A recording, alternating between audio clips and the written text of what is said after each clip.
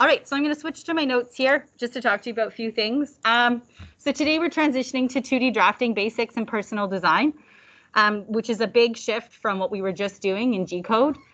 So we're taking a break from like just sort of the robotic coding, and we're moving into something a little bit more personalized. What I want you to consider, I know this is really hard to read. What I want you to consider with personal design is we're making an ornament. We already kind of talked about that. You have to decide who you're making this for. Is it for yourself? Is it for someone else? What are their interests? Is it culturally, socially appropriate? Like, these are all things that we have to think about. Consider things like trademark and copyright, meaning like I made Olaf. I do not own the rights to Olaf, but I'm not selling Olaf. I'm just taking him home. So in that case, it's fine. It's not for profit. That's kind of how that works. But if you, I guess it's just something you have to think about. You really shouldn't be ripping off other people's designs, although I did. Something to think about when you're doing projects. And then if you ever decide to do this for profit, you cannot sell something that you didn't design. So you can't do like Nike swooshes or Disney characters or whatever, and then sell them without paying like a copyright or trademark fee, because they are the creative owners of that content. So I hope you understand that.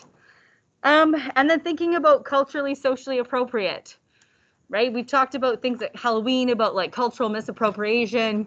We've talked about things like, you know, how I'm not pushing Christmas on you. Or if you're making something for someone who doesn't celebrate Christmas, maybe don't make it Christmassy. Think about stuff like that, what they want. And then what I'm going to have you do today is just like the research ideation phase, which is like just on a piece of paper, you're going to draw some ideas of what you might want to make. Then you're going to draw for me a two scale. So you're going to draw a 4-inch by 4-inch square and draw what you want to make. I have to approve that for a number of reasons. There's like 40 of you and one of me. And it's hard for me to get around the class and like, you know, check in with everyone. So when you finish this sketch, you bring it to me, I sign it, because all 40 of these things have to be school appropriate. I have to check them. Trust me, the most unsuspecting people are generally the ones who make things that are not school appropriate. And by school appropriate, I mean, like, I don't even feel like I have to define this. I feel like you should know. But like, for example, in the last term, I taught Wood Metal 9. And one of the people in that class thought it was appropriate to write like what looked from afar like a motivational quote, but was basically telling people to go die.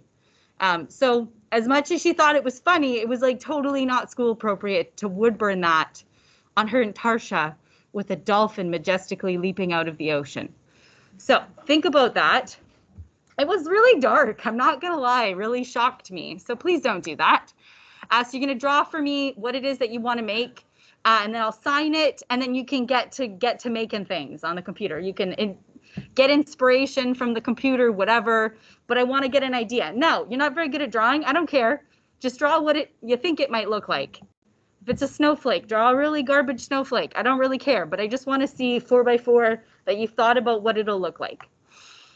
And then thinking about the life cycle of this thing, this ornament that we're making is made of wood. It's not going to be put outside unless you're intending to put it outside. So it should last for generations to come. We're not here to make garbage. So just really think about making something that can either be passed on or enjoyed for your lifetime. Generally, I don't recommend that you make something that you like right now. Like, make something that is timeless. Like, a meme is funny today. It might not be funny next week. So just think about making something that's important to you, fundamentally. It's going to last a long time. Something that you're not going to want to throw in a garbage in a year because it's not funny anymore. So think about that. And we're going to get into 2D modeling. So what I'm going to do is I'm launching AutoCAD. I have it set up so that it immediately asks me if I want to work in imperial or metric. Your computer probably won't do that. So what you should do when it launches is just open whatever. It'll probably open to some kind of thing like this, where it's like, what do you want to open? But open whatever kind of file. I don't really care. I'm going to show you how to change the startup command so it asks you. So give it a second to think and load.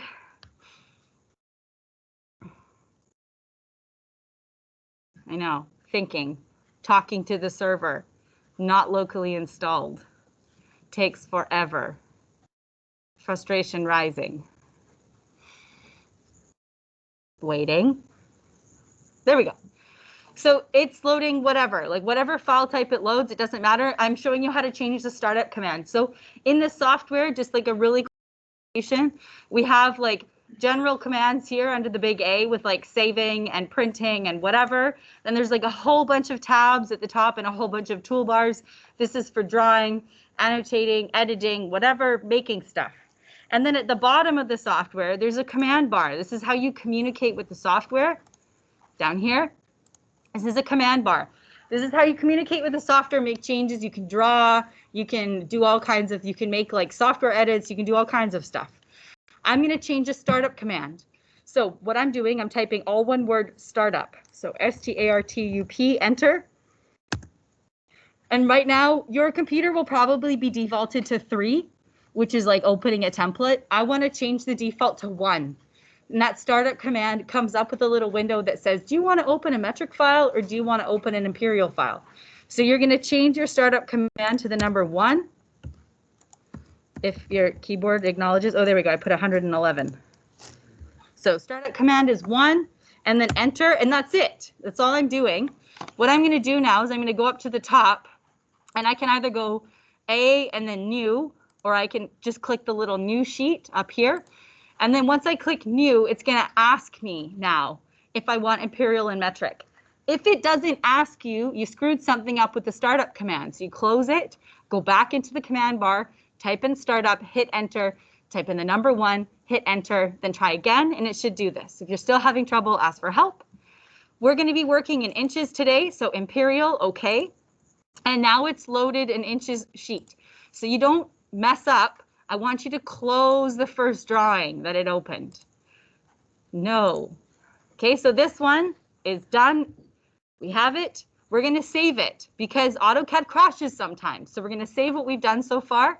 So I go to the big A and I go to save as, and I'm going to pick a destination. So what I'm going to do today, just while I'm working, I could save it to OneDrive. Maybe I'll do that. OneDrive, Fraser Heights, courses, industrial coding and design, and we're going to call this ornament. Inches. Save. All right. So what I'm looking at an infinitely sized Cartesian plane, XY axis, graph, whatever you want to call it, and it's in inches. So the first thing I'm going to do just to orient myself is I'm going to turn on a grid. You can do that by going down to the bottom. There's like a little waffle looking button that says grid mode, and you click that and it makes a grid. Your cursor, you can zoom in and out.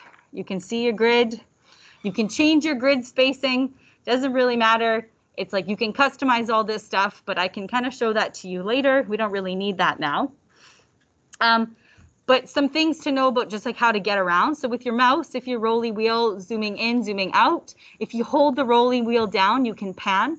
You can pull side to side. Then there's also this view toolbar here where you can do the same thing, where you can pan, you can orbit, you can zoom to your extents, all of that stuff. This will default to 8.5 by 11 limits, which is convenient because that's all that the laser cutter cuts. So it's going to default to that size. So if you do zoom extents, unless you've drawn something out in space really far away where it might zoom to that, it should always zoom to that 8.5 by 11.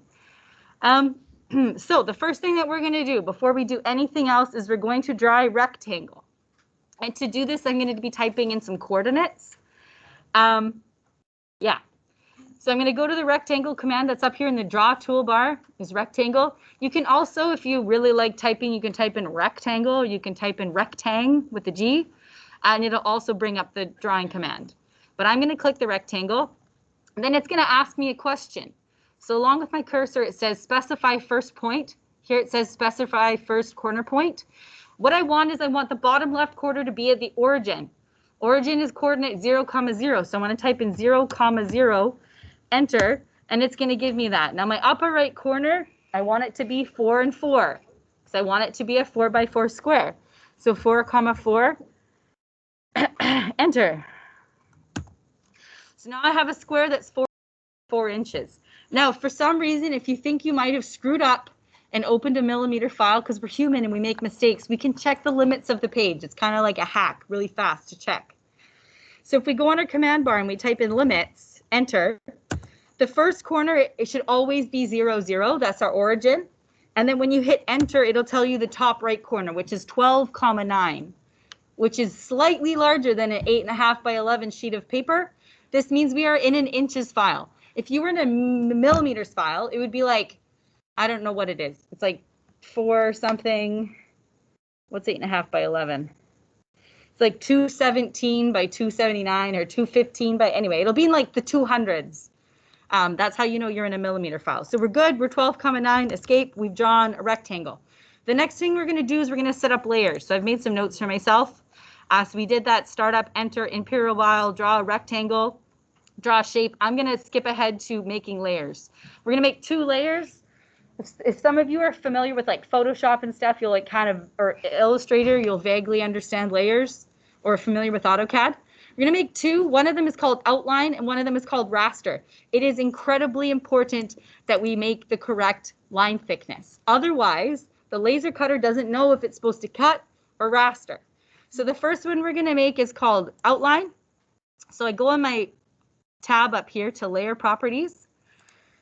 And I'm going to make a new layer that's like a stack of paper with a sunburst icon, new layer. And then I'm going to call it outline, all capitals, outline. And I want to make it color blue. All you do is click the color square, and then I'm going to select blue. Okay. And then I'm going to change the line weight. So if I click the line weight, it defaults to default. We want to make it 0.00. I know that's no thickness, but it's actually like 0.001. It just cut off the sig figs. So 0.00, okay. Outline is done. So this is set up so that the laser cutter knows to cut. The next one we're going to make is raster. So I'm going to click new again, and then all capitals, raster. I'm going to change the color to magenta. And then I'm going to change the line thickness. So in my notes, I suggested you change it to 0.3. So I'm going to go down to 0.3. Okay. Okay, so that's the line thickness for that. Now the computer knows. It knows what to do. It knows to raster if you're drawing in that layer, and it knows to cut if you're drawing in the outline layer. So now, what do? Well, we draw within here. So I'll show you how to draw some stuff. So I'll start with outline. So maybe like me, you want to make a Christmas ball. I'm in the outline layer, and I'm going to go to the circle command, and I'm going to draw a circle. Look at that. Circle. Magical. Maybe you want to add something to the top of the circle. Maybe you want to move the circle. So generally, the drawing commands that you're going to use are here. So there's line, circle, arc, rectangle, oval, whatever. Then there's also this one, which is spline. I'll show you that in a minute. That one's really useful if you're tracing a drawing that you bring in. And then there's modify commands. So there's like move, copy, blah, blah, blah. So I'll just briefly show you move because this circle's a little bit high. So I'll go to move. I'll click the thing that I want to move, hit enter, and then click the thing, hit enter. Click in the middle of the circle, and now you can move it around. So I'm just going to move it like down a little bit because it's a little bit high. So I have more drawing space if I want to draw like a ding-a-ling at the top. So I'm going to draw a ding-a-ling at the top. So I'm going to go to line. And then what's happening right now is all these little helpful things are showing up in green. So there's like, it's showing me this is the center of the circle. And it's showing me that this is like the predictive, where did it go? This is the predictive line if you wanted to intersect from the center up. All of these things are super helpful. And what they are is they're the commands, the little icons down here. So what's on right now is object snap, object snap is here. Object snap, and you can change your object snap settings. So I have mine set to highlight midpoint, center, quadrant, intersection, a tangent, and nearest. Nearest gets really annoying. So if you don't like it, you can turn it off. But what it does is it snaps to every part of the geometry. So I'll show you a little bit about that. You might want to turn that one off if it's on. It gets annoying. I had it on purpose though, because I was tracing Olaf. I have dynamic input, which is this. So like next to my cursor, it says specify first point. And what it does, it allows me to put in polar commands. So that means it allows me to put in a length and it allows me to put in an angle. So for example, if I wanted to go line and I wanted to click the middle, It then comes up with these things, where these smart features where it comes up with the length in the dialog box, and then it comes up with an angle. So you can determine the angle of your line. This is a coordinate input method because typing in absolute coordinates and typing in, like, frankly, any other kind of coordinate gets annoying after a while, and having to reference 0, 0 or having to reference your last point. Polar coordinates is just a length with an angle, which is like quite possibly the easiest way to draw stuff. So that's turned on. And then this one here, which is object snap tracking. And that's the one that gives me that little dotted green line and suggests like we're 90 degrees or suggests 0 or suggests 180 or whatever. And it's like quite a helpful little line. So I want to go straight up, maybe like this high. And what I'm going to draw is I'm going to draw half the ding-a-ling, half the top. So like maybe I go out like this and maybe I go down here. This is where you can see the nearest command. It's a little like, what's that thing called? Hourglass. It's a little hourglass that snaps to any point of the line, which is helpful when you're trying to select geometry. So I don't know, what looks good? This? That looks good, sure. So what I've drawn is I've drawn half of what I want the little top tab to look like. I'm going to use a mirror function, which is going to mirror the geometry so it looks exactly the same on the other side, because like many of you, asymmetry is frustrating and you have to look at this ornament for the rest of your life, so you want it to be symmetrical. So under the modified tab, there's a mirror command. In using that, you click the geometry that you want to mirror, you hit enter, and then you select your mirror line or the center of the object.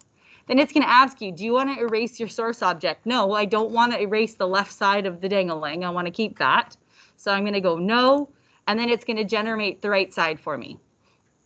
And I'm going to get rid of the mirror line because we don't need it anymore. So now I have like the dingling at the top of the ornament, but I have this circle still. And if you keep it, the circle will get cut out, and then the top tab will get cut out separately, and they will be two separate pieces. This is not useful. You can't hang this. So what we're going to want to do, well, you know what? I'm going to Control Z. I'm going to undo. I'm going to keep that line for a second. So Control Z, undo, or back button, click, click, goes back and undoes stuff. I'm going to show you how to use the trim command. We just want to get rid of these two little arc segments. We don't want to get rid of the rest. Again, under the modified toolbar, the little snippy snip scissors, click everything that's like touching, hit enter, and then click the little segments that you don't want anymore, and they just magically disappear. If you try to use erase or the delete command, it's going to erase the whole circle. Trim is like removing a section that's between two boundaries. And then I hit escape because I'm all done. And now I have a circle with the dingling. I left the line because I want to put like a little circle hole up here.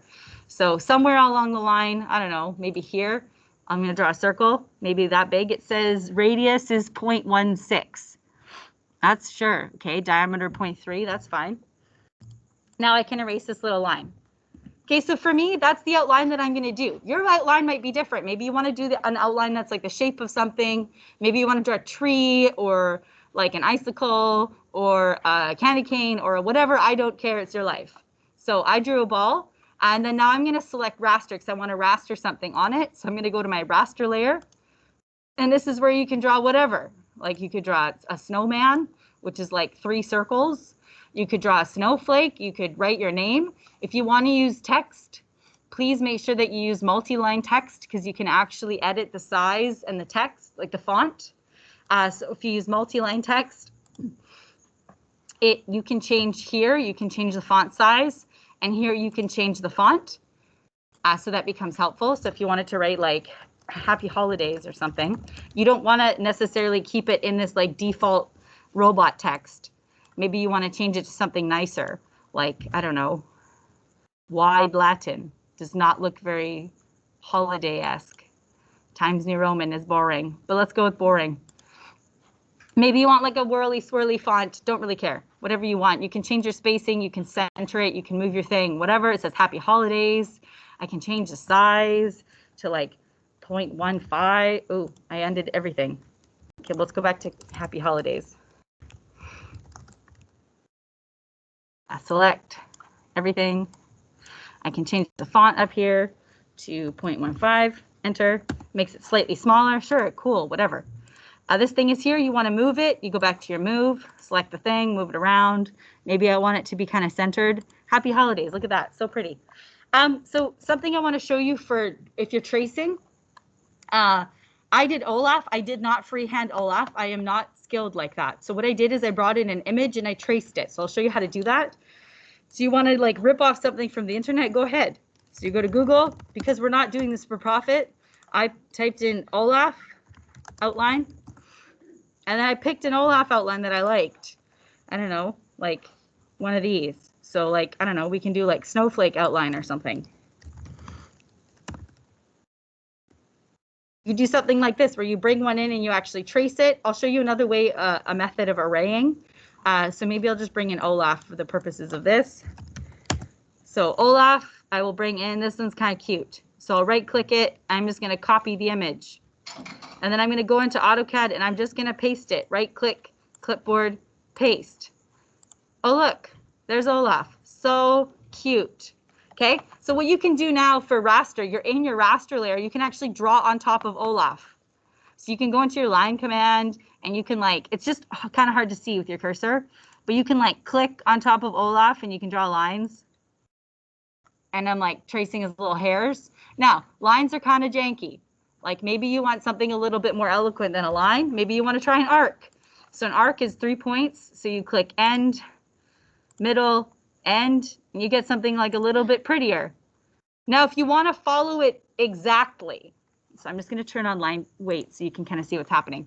If you want to follow it exactly, this is where you're going to want to use spline. So I'll show you this command. It's in the draw toolbar. It's this squiggly line. Spline is where you click the thing that you want to follow and it automatically generates a path, a best fit path. So if I zoom into Olaf and I like, I don't know, start up at the hairs on his head here somewhere, and I just click and I keep clicking, it's just going to follow the line. And it's going to make a best fit line all the way around his head. And this is really nice because you don't have to draw like 18 arcs with line segments in between. It just draws this really nice smooth line. When you're done, you right click and go enter, and it generates this line for you. What's important here is just that you get the geometry looking the way you want it to look, because it's not going to look different when it gets laser cut. So make it look really nice. When you're done with the image, you just select the image and delete, and then you're left behind with whatever you've done as an outline. So I did that with Olaf, which is, oh, Tim question? No? It's on my desktop. So I did Olaf demo. So it took me like, I don't know, some minutes, and I traced Olaf. And you can see here that I used mostly spline. I used circle to make the eyes. The other command I used is hatch. So I'll show you that. But I drew him and then I just scaled him smaller because he was too big. But in this case, like whatever geometry you want, I can bring Olaf in if we want. I can copy him and I can bring him into this file, paste. There's Olaf. Oh, look, he's huge. Huge. So bring Olaf in. And what I'm going to do is I'm going to make sure Olaf is the layer that I want him to be. So I want him to be raster because I don't want him to get cut out. I'm going to get rid of this circle. And I'm going to scale Olaf smaller. So you might do this. You might draw something too big and then you want it smaller to fit in there. So that's under the modify toolbar as well. Scale. I select Olaf somewhere in the center, and then you just like move your cursor until he's the size that you want him to be. Or you can type in a scale factor like 0.5 or 0.25 or do math. I don't really care. So what I'm going to do is I'm going to make him smaller. Like, how small do I want Olaf? Let's just eyeball this. That looks good. Nope, too big. One more time. Scale. Center. Like that maybe? Sure. So take out Olaf and I'm going to move him from here into the ball. Oh, look, he just fits so nice. So there's Olaf. And then I'm going to use the hatch function to fill in some things. So under the draw toolbar, there's this thing, which is hatch. You can do a solid hatch. You can pick a pattern. You could like save an image just like snowflakes and hatch snowflakes into the background, whatever. I'm just going to use solid. And I'll make like the center of his eyes solid. Hatch only works if you have a closed boundary. So if you've drawn a shape, but it's not completely closed, it'll like, I don't know, hatch like the whole outline or something, which isn't necessarily what you want. So I'll do his eyeballs, I'll do his buttons, and I'll do his arms, because those are all closed. Okay. Maybe his hair then. No, it doesn't want me to do the middle. Oh, it's because the middle hair has a crossing line that I didn't remove. So it's like, I'm angry about that and it won't let me hatch. So whatever, rather than trimming it, I'm just gonna be lazy and not. So I've done his eyes and I've done his buttons. That looks nice, close. I've used hatch. So the commands that you're probably gonna use, you're probably gonna use these drawing commands. You're probably gonna use move, copy, trim. And then you'll probably use spline if you're tracing something. It's important that you remove the image afterwards. You don't keep the image on there because then it's going to come through with your raster file. So now I have happy holidays. I have an outline. I have the shape that I want to raster. And it fits within my 4x4 square. Great. Happy day. I'm done. And at this point, you're just going to save your drawing with your name. And this is what you're going to hand into me as a flash drive. I'll show you one more command if you choose to do like a snowflake. So if you choose to do a snowflake, I'm going to just do this really like lame. But if you choose to, maybe it looks like this or something. I don't know. What do snowflakes look like? This? I don't know. This is going to be really lame snowflake, but we'll go get it. So I'm going to mirror it. So I want to mirror these three things, enter over this line. Okay, and then what I'm going to show you is, oh, not erase control. I didn't mean to do that. Ugh. I hate it when it asks me that. Mirror over this line, no. Okay, so I'm going to show you the array function, which is like really quite helpful. So that's under modify. It's right here next to scale. And we don't want to do a rectangular array. We want to do a polar array because it's around a circle. I want to array this thing that I drew here. And then I want to hit enter. And then I want to tell the center point of my array, which is the center point of the circle. And now you can just type in how many branches you want of your snowflake. So this has made 6 items over 360 degrees. Maybe I want 8 items over 360 degrees, which should look like that. It like literally goes from like looking like a stupid little branch to looking like a really pretty snowflake. So if you want to do that, maybe you want to make one snowflake and make it small and copy and paste it a whole bunch in the background. Maybe you just want one big snowflake. That's fine too. But that's how you use array. So you would type in like the number of things that you want. Maybe you want just 6 branches. And then it's automatically going to calculate the angle between them. And then I want to fill over 360 degrees, which is like all the way around the circle. Close array. Now I have this really pretty snowflake. So I showed you drawing commands. I showed you some modify commands. The last thing that you want to do on here is you want to use the overkill command. So any place that you've drawn a line on top of a line, the laser cutter is going to cut 2 lines on top of each other. And it gets really annoying and it makes your drawing take a long time to cut out. So we're going to use the overkill command. So when you're all done drawing, you're going to remove all the extraneous garbage. So like anything on the outside, you're going to remove the square. I don't want that. You're just going to have your Christmas ball. And then you're going to select all of it and you're going to type overkill. overkill, enter. And then it's going to ask you tolerance, sure, this like 00001, whatever, okay. And then what it's going to do is it's going to look under each line and it's going to look for any duplicates and it's going to remove any duplicates that there are. The last thing that you could do that makes things really helpful is you could use the join command, which is where you select the items and then you type in join, J-O-I-N, enter. And then it turns all your lines into polylines. So now Olaf's chest, rather than being 10 separate segments, is just one segment. This just makes the laser cutter's life easier. It'll just do one smooth cut rather than cutting a whole bunch of line segments. Just makes it a little bit easier. So now I've done my geometry. I've used overkill. I've cleared. There's no other garbage on my assignment. I've got the text that I want. You want to put your name on it, put your name on it. I don't really care. Check with me, make sure that it's good before you save it. And then you're just going to go ahead and save it with your name, right? Because ornament inches is not helpful. I don't know whose assignment this is. So change it to your name and then save it. And then I'll pass around a flash drive and you can hand it in to me that way. If you finish it like after class, just wait until the next class and hand it to me on the flash drive. And then what I do is I compile all of these and I put them into this assignment, which is desktop. Use this one. I put it into this, which is my 8.5 by 11 sheet, which is my cutting constraints. And I place them all on here as close as possible to maximize material. And then I simply save it, and send it to the laser cutter. And then I cut all your stuff out for you. All right, questions about this? I'll double check my notes, make sure we didn't miss anything. Save with your name, put on flash drive, layers, draw shape, use up space. Thinking about design cycles, stuff that can be passed on. I think that's it. That's the end of that. End.